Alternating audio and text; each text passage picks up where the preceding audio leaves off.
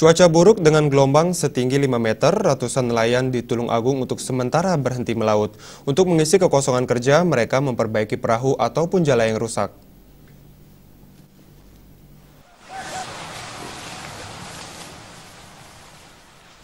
Dalam sepekan terakhir, cuaca buruk melanda perairan laut selatan Pulau Jawa yang menyebabkan ratusan nelayan Teluk Popoh, Desa Besole, Kecamatan Besuki, Tulung Agung takut melaut. Pasalnya ombak di tengah samudra ketinggian gelombangnya mencapai 5 meter yang disertai dengan angin kencang. Para nelayan yang rata-rata menggunakan perahu berukuran kecil ini lebih memilih untuk menambatkan perahunya di dermaga pangkalan pendaratan ikan. Untuk mengisi kekosongan kerja ini, sejumlah nelayan lebih memilih untuk memperbaiki jala ataupun perahu yang rusak karena terjangan gelombang laut selatan. Bagi nelayan yang nekat melaut hanya berani ke tengah sejauh 15 mil. Hal tersebut menyebabkan hasil tangkapan ikan turun drastis. Dari biasanya 2 ton turun menjadi 2 kintal per hari. Sehingga tidak sebanding dengan biaya operasional yang mereka butuhkan.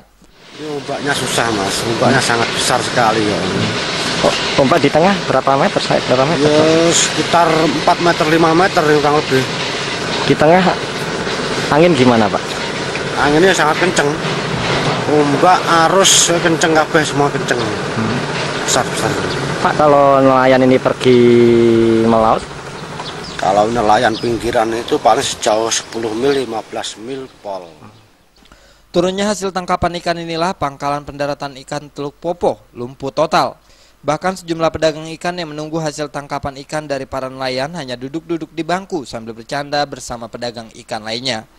Dari Tulung Agung, Jawa Timur, Khairul Abadi.